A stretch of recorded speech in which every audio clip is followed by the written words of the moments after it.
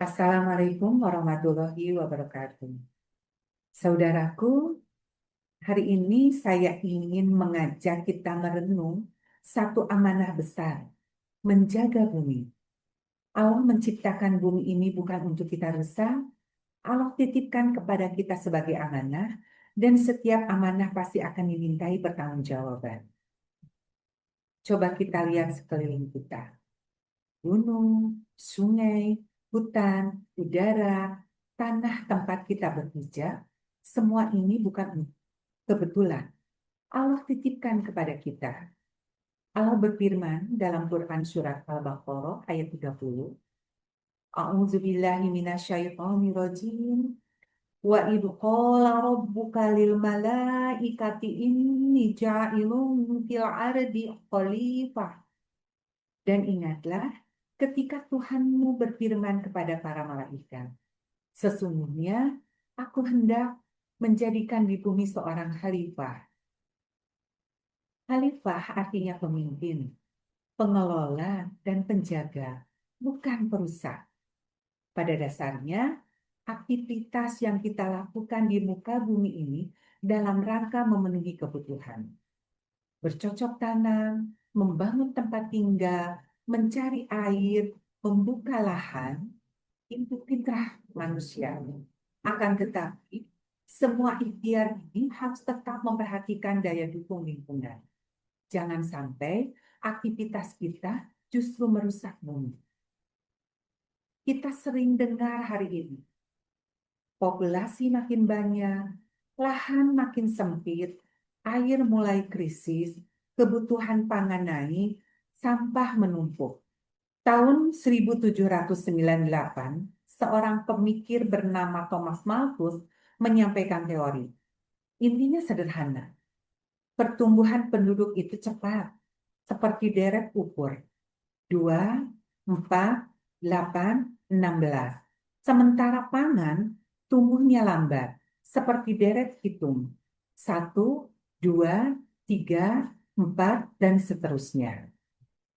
Kalau terus begitu, kata Malthus, akan terjadi ketimpangan. Manusia bisa melebihi daya dukung lingkungan.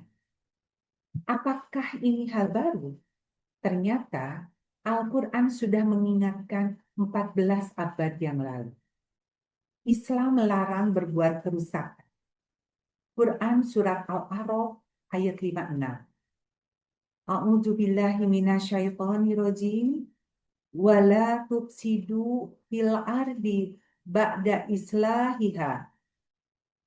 Dan janganlah kamu berbuat kerusakan di muka bumi setelah Allah memperbaikinya. Islam itu agama rahmat, bukan hanya untuk manusia, tapi untuk seluruh alam. Menebang pohon tanpa keperluan, memburu hewan sampai punah, mencemari air, semua itu termasuk pasar yang dilarang. Allah yang menjamin rizki, tapi ada aturan mainnya. Malthus melihat ancaman kelaparan, Islam melihatnya sebagai ujian manajemen amanah. Allah berfirman dalam Al-Quran surat Al-Zariyat ayat 58. A'udzubillahi minasyaitonirrajim. Innallaha huwa razzaqul quwwatil matin. Sesungguhnya Allah dialah Maha Pemberi rizki yang mempunyai kekuatan lagi sangat kokoh. Rezeki itu dijamin, tapi cara kita mengelolanya itulah yang dihisab. Nabi juga mengingatkan, kulu wasrobu watasodaku walbasu fi goiri isrofil wala mahila. Artinya, makanlah, minumlah, bersedekahlah, dan berpakaianlah tanpa berlebih-lebihan dan tanpa sombong. Berlebih-lebihan di sini bukan hanya soal makan, termasuk menebang hutan, boros air, buang makanan, dan gaya hidup konsumtif yang melebihi daya dukung bumi. Sebetulnya Allah menciptakan bumi dengan sistem penyembuhan.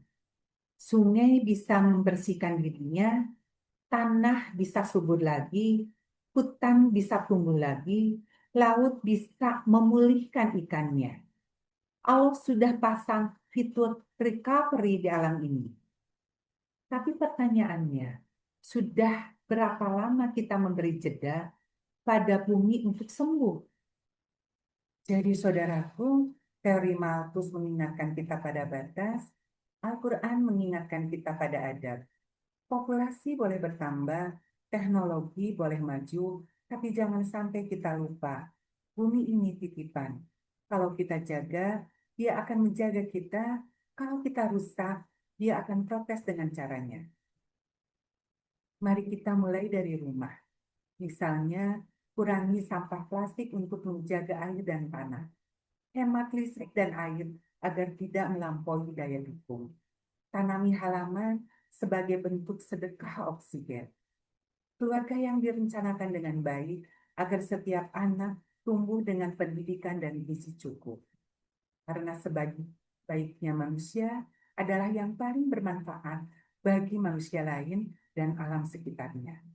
Semoga Allah jadikan kita umat yang tidak hanya banyak jumlahnya, tapi juga kuat imannya, luas ilmunya, dan bijak menjaga amanah. Wassalamualaikum warahmatullahi wabarakatuh.